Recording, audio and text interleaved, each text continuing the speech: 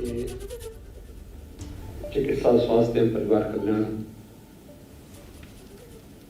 मंत्रालय के द्वारा आयोजित आज के इस कार्यक्रम में उपस्थित विभाग के मंत्री श्री जयप्रताप सिंह जी, प्रदेश के चिकित्सा शिक्षा और वित्त विभाग के मंत्री श्री सुरेश कुमार खन्ना जी, चिकित्सा स्वास्थ्य एवं परिवार कल्याण विभाग के राज्य मंत्री श्री अतुल गर्ग जी, अपर मुख्य सचिव चिकित्सा स्वास्थ्य एवं परिवार कल्याण समित मोहन प्रसाद जी, चिकित्सा शिक्षा के प्रमुख सचिव शालोक कुमार जी,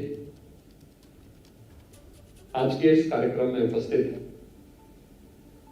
चिकित्सा एवं स्वास्थ्य विभाग से जुड़े हुए सभी अधिकारीगण,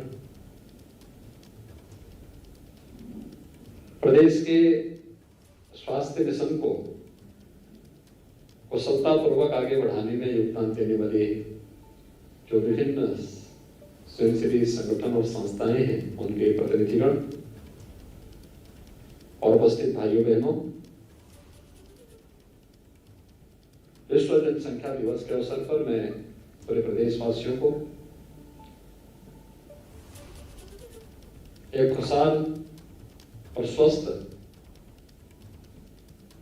परिवार की परिकल्पना को साकार करने के लिए हृदय से बधाई देता हूं और उनकी शुभकामनाएं भी देता हूं।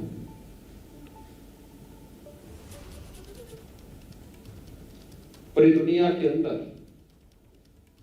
एक विषय को लेकर के समय समय पर चिंता व्यक्त की गई कि बढ़ती हुई जनसंख्या विकास में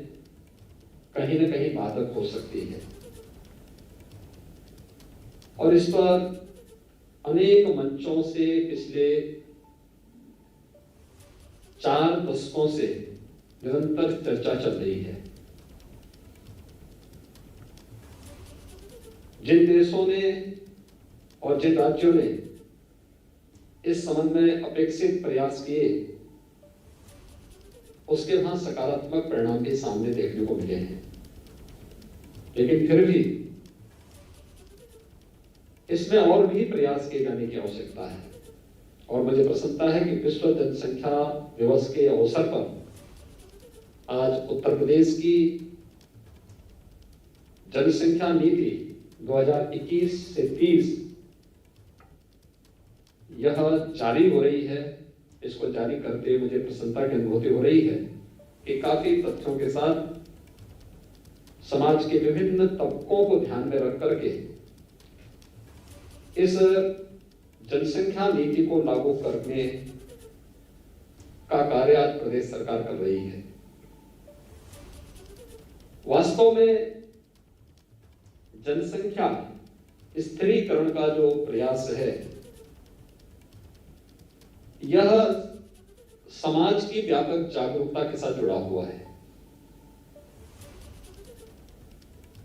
हमें इस बात को नहीं भूलना चाहिए कि अगर समाज में जहां गरीबी है, वहां जनसंख्या वृद्धि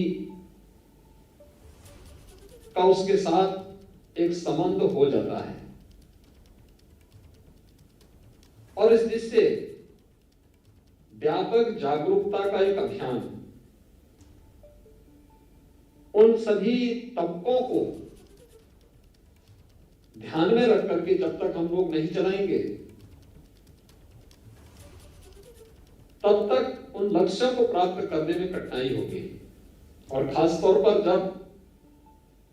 यूनाइटेड नेशन ने दुनिया के सभी देशों से 2030 तक सस्टेनेबल डेवलपमेंट गोल्स को अचीव करने का एक लक्ष्य दिया हो और देश के अंदर आदरणीय प्रधानमंत्री जी के नेतृत्व में उन लक्ष्यों को प्राप्त करने की दिशा में प्रयास प्रारंभ हुए हों, तो देश में आबादी के हिसाब से सबसे बड़े इस राज्य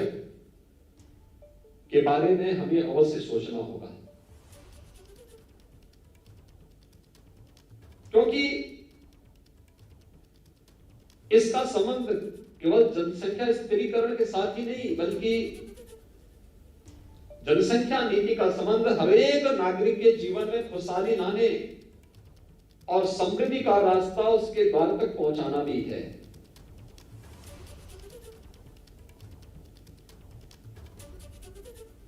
उत्तर प्रदेश विधानसभा में हम लोगों ने 2018 में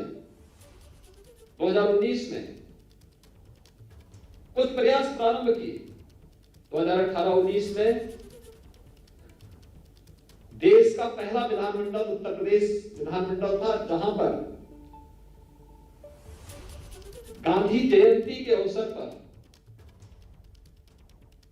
सस्टेनेबल डेवलपमेंट गोल्स को अचीव करने के लिए 36 घंटे तक अनवरत चर्चा का एक नया रिकॉर्ड बनाया गया। उन गोल्स को अचीव करने के लिए अलग अलग विभागों के द्वारा अंतर विभागीय समन्वय समितियां गठित की गई और उसे निरंतर मंत्री मंडल का एक समूह निरंतर उनकी समीक्षा करता है, उसे फॉलोअप करने के दिशा में प्रयास कर रहा है। लेकिन इसमें समाज के विभिन्न तबकों की भूमिका और उनका योगदान अत्यंत महत्वपूर्ण हो जाता है और इसलिए सबसे पहला कार्य अवेयरनेस का, जागरूकता का, उन तबकों को चिन्हित करना, उनके बीच में अवेयरनेस के उस प्रकार के कार्यक्रम को आगे बढ़ाना। अगर इस दिशा में हम प्रयास कर सकें और जिसका निरंतर चल रहा है वो अत्यंत महत्वपूर्ण है और ये उन स्थितियों में महत्वपूर्ण है जब देश के अंदर टीएफआर में, एमएमआर में और आईएमआर में जो अंतर देखने को मिला है, पूरे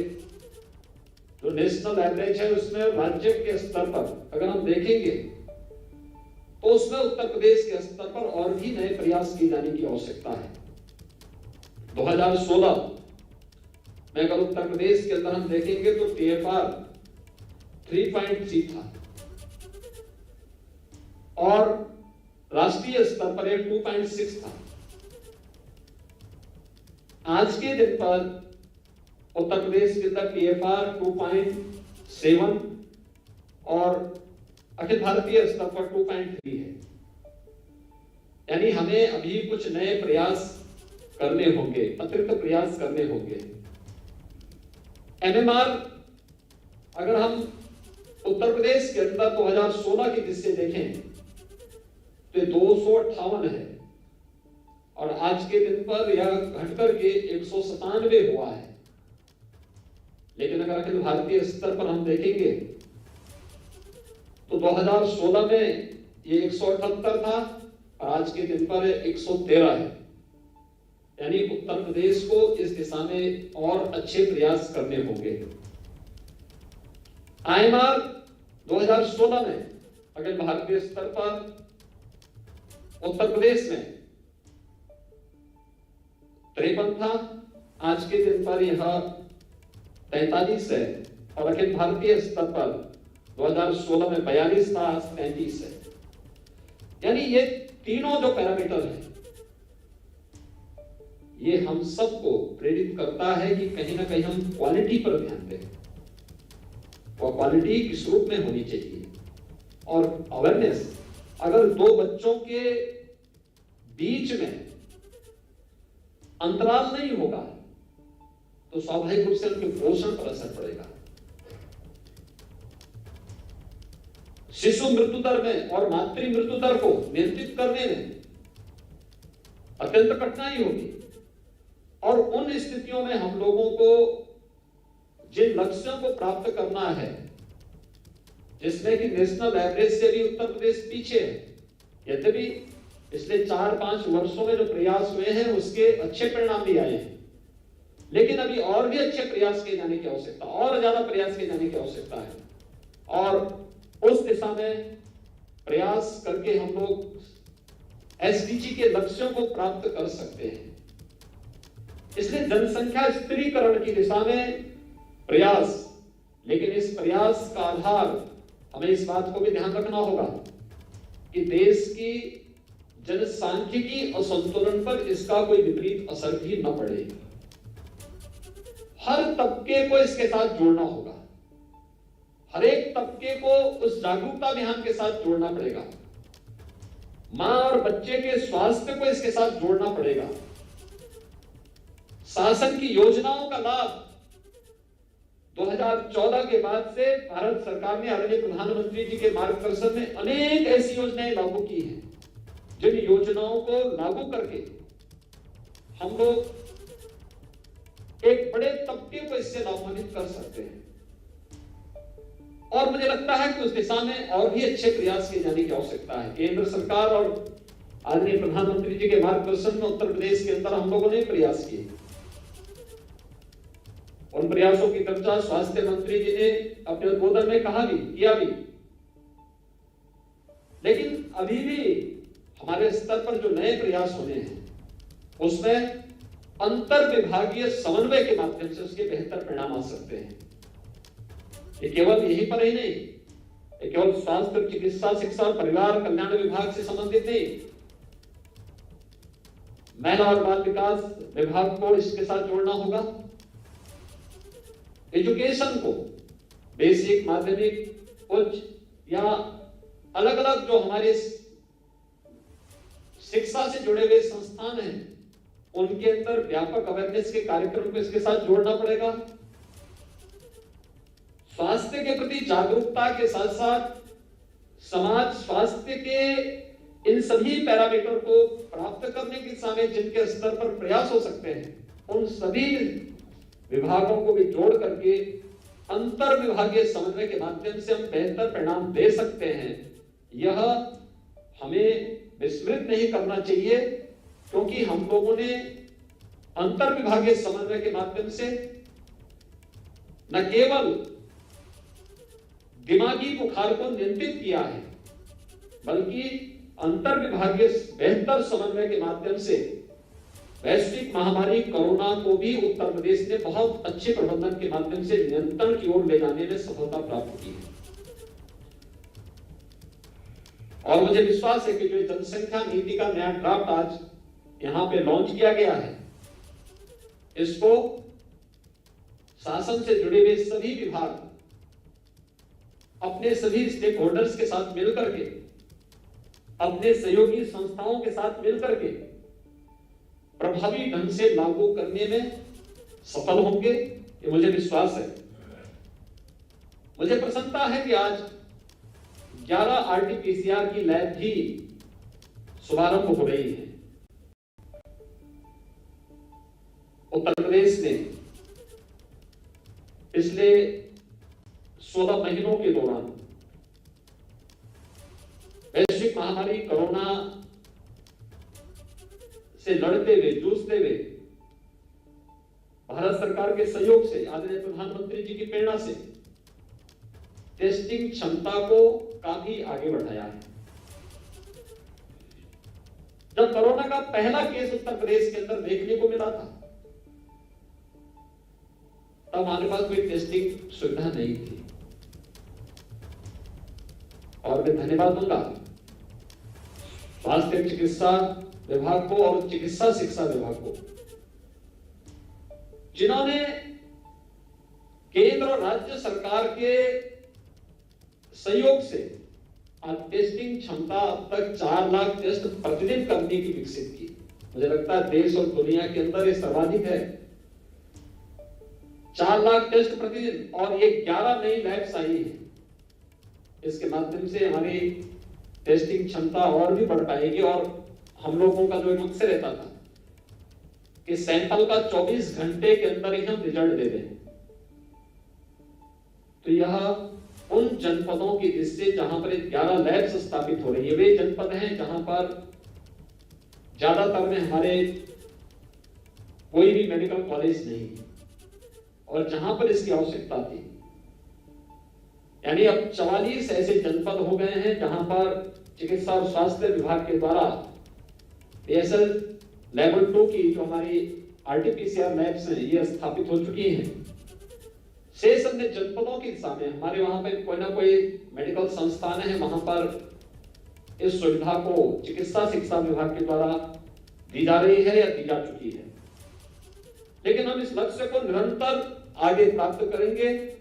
इसमें किसी भी प्रकार का कोई संदेह नहीं होना चाहिए। टेक्नोलॉजी का बहुत महत्व हो सकता है और हम लोगों ने विगत 4-4.25 वर्ष के अंदर इस बात को महसूस किया होगा। शासन की योजना बिना किसी भ्रष्टाचार के अगर समाज के अंतिम पायदान पर बैठे हुए व्यक्ति तक पहुंचे और लाभार्थी योजना का भरपूर लाभ ले सके, 100% लाभ ले सके, तो मानना चाहिए कि शासन की योजना सफल हुई और ये टेक्नोलॉजी से संभव हो पाया। मुझे प्रसन्नता है कि आज प्रदेश के अंदर स्वास्थ्य केंद्रों के बारे में जानकारी लेने और उनकी हर एक गतिविधियों पर नजर रखने के लिए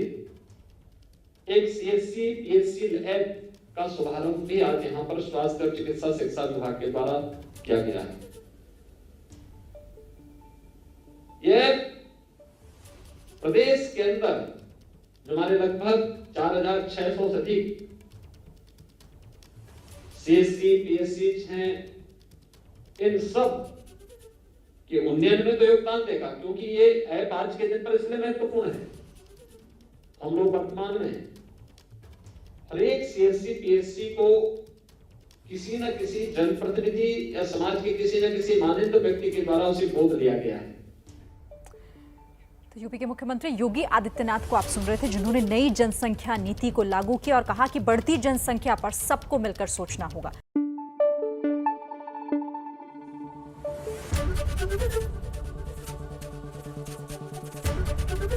ABP न्यूज आपको रखे आगे।